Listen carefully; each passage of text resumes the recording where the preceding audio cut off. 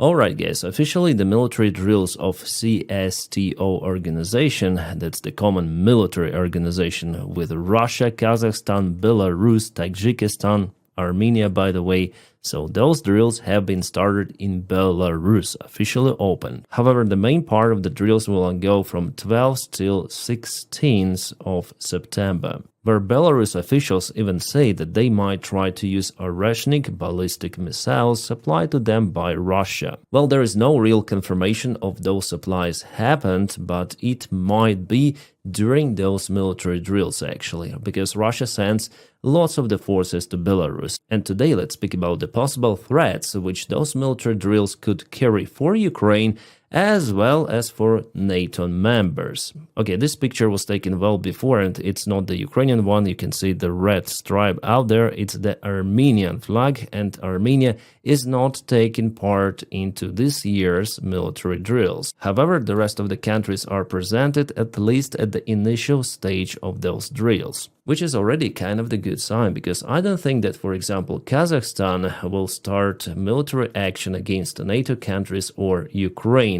as the part of this military bloc with Russia. No, they'll refuse. However, as it happened in 2022, Russian forces could stay in Belarus territory and expand those military drills for several more weeks. They also might place their extra weapons as an excuse using military drills, Zapad 2025. Even the name Zapad, which means West, is kind of strange for those drills. Well, officially the plan of the training is to fight sabotage groups which are coming from the Western countries or Ukraine. But why should they need thousands of the troops and nuclear weapons in this case? Or at least devices which could carry nuclear warheads, Oreshnik, Iskander missiles, they will be used in those drills. The exact amount of the joint forces of Belarus, Russia plus other countries is yet unknown.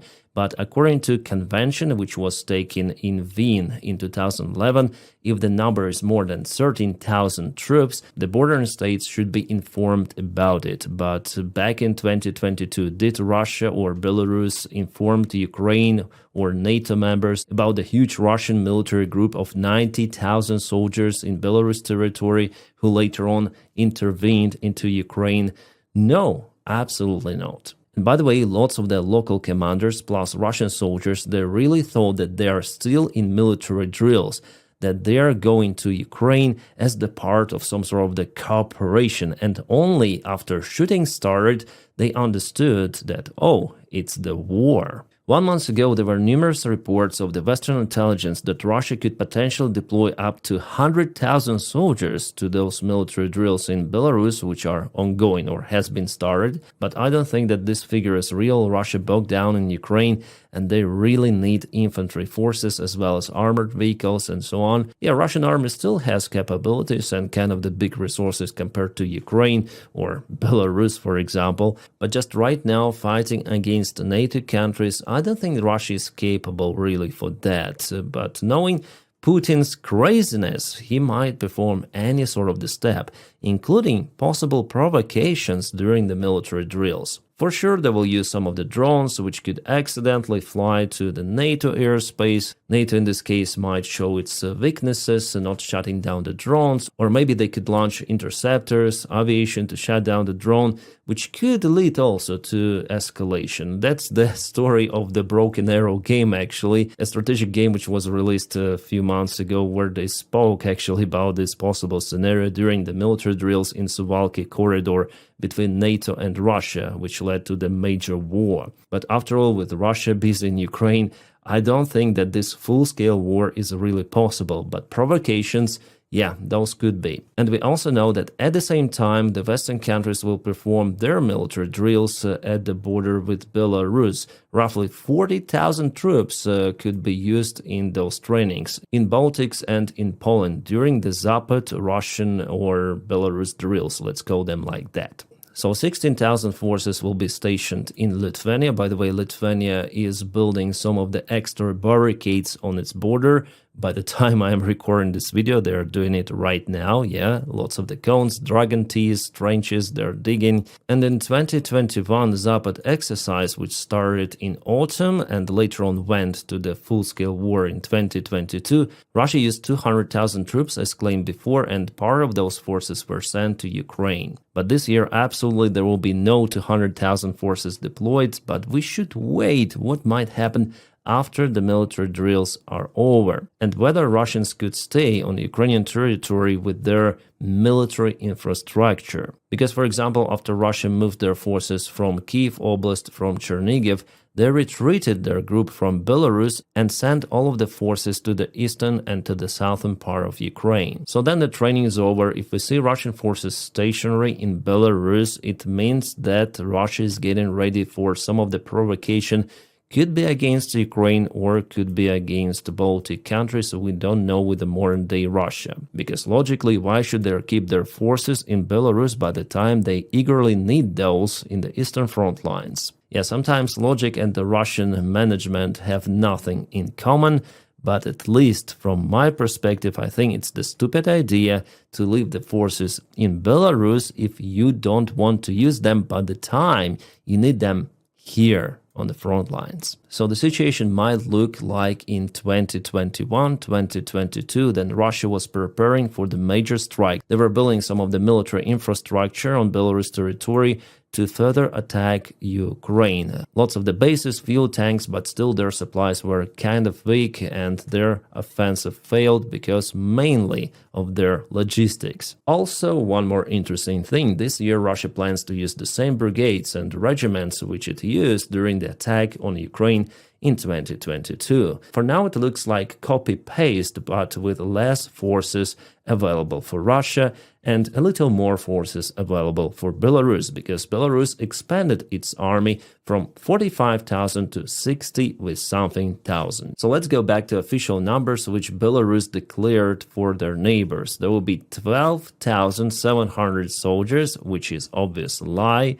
But about the rest, it could be real, so 300 tanks, yeah, it's possible, and it is a big number. 500 of the infantry fighting and infantry carrying vehicles, and roughly 250 artillery systems. Plus numerous of the supply vehicles like route trucks, KAMAZ, which you may see on the screen. But unofficially, the number of the troops could reach up to 100,000 soldiers, mostly Russians with support of Belarus. As one more possible variant, Putin may plan some of the provocation during the military drills to drag Belarus in war against Ukraine. Clearly, it was the dream of Putin since the start of the war, and partially it was achieved because Belarus territory was used to attack Ukraine, but Belarus army is not officially in this war. Belarus soldiers are not fighting in Ukraine. And I would say that those dictators, they have strange relationship. Lukashenko understands that this war is not profitable for his leadership at all, and there is the chance for his power collapse in the country, even. Because Belarus people, they see what is happening in Ukraine, they read Telegram channels, they know about the losses, and no one wants that in their own country. Yeah, they live in dictatorship, but the average Belarus citizen understands the situation way better compared to the Russian one. Because after all, Belarus is the small and fully European country, it has close tie connections with its neighbors, even with the European Union and obviously Ukraine. That's why people see more vivid and real picture. And that creates the huge threat for Lukashenko as dictator of Belarus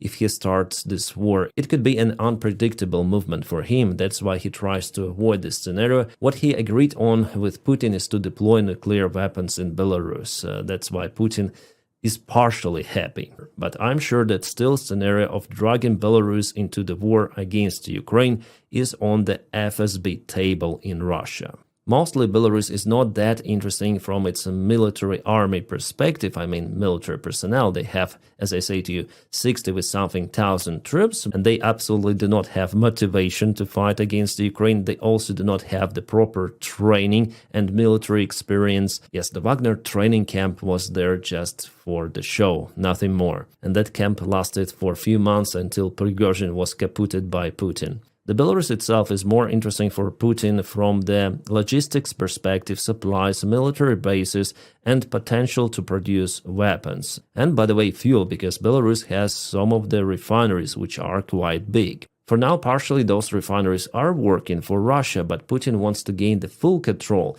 His dream is actually to turn Belarus to one more oblast of Russia and to become its president. There were even some steps made by Lukashenko and Yeltsin to create some sort of the country, Belarus-Russia. And Lukashenko supported that because he thought that he could be a president of that country, joint country, Russia and Belarus. But no, he was outplayed by Russia. If there are some of the provocations in the northern side of Ukrainian army will have to send lots of the reinforcements. By the time Ukraine is deepened into the crisis of the lack of the army men, troops, and other resources. And you cannot hire and mobilize 100,000 soldiers per day. No, you need extended period of time. Many weeks of training at least are required. And for this reason, again, I do not exclude provocations at the border. But it also could be at the NATO border, depends on the political goals of Russia and Belarus in this case. As announced by Belarus, the main part of the military drills will go in Baryshal. It's not far away from Minsk. But it's not that close to the NATO border and to Ukrainian one, but Belarus itself is kind of the small country, well, comparably small. Plus it has good road connections. I was in Belarus myself, as well as in Russia, so I may compare the roads. The roads in Belarus are just awesome in most of the cases, and the network is even more developed compared to, for example, this part of Lithuania near Vilnius. Here you see way more roads, which could be used for the fast transportation of the military equipment. But what Belarus announced as the main point for military drills could not be true, as well as they faked the information about the number of the forces or the troops which could be involved in the military exercise, as well as they lied about it in 2021. The real picture only could be understandable during the main part of the military exercise. Of course, NATO will use surveillance airplanes and satellites to confirm the location of the Russian and Belarus forces. It seems like Ukraine is really concerned about it because roughly 10 days ago there was the statement from the Ukrainian foreign minister about the planned military exercises in the territory of the Republic of Belarus. Ukraine officials warned the Belarus side against possible provocations. But for dictatorship countries it basically means nothing. What I can also say about this topic, there are lots of the experts in internet. Some of them are panicking about the possible war against NATO, that it will happen this year during those military drills. Other experts say that no, everything is usual. They conduct those military drills like every year. Mainly there are two of those opposing opinions, but I would stay somewhere in the middle. Yes, it is definitely a threat. But whether it's gonna be a full-scale war against NATO or against Ukraine, I don't think so. It could create potential provocations. And our NATO allies plus Ukraine should monitor the situation very closely. As well as I'm gonna monitor it with you because this topic is very important after all. And guys, please check out my channel for the latest videos I filmed, some of the kabooms in Crimea and update from the front lines. In Ukraine, we have, by the way, some of the good news, and there are coming more good news. I'm gonna update you about those tomorrow morning, I hope. And many thanks for my Patreon supporters. My friends, you make this content possible. The link for my Patreon is in the video description just below. My friends, I wish you all a peaceful sky wherever you are, and have a great time.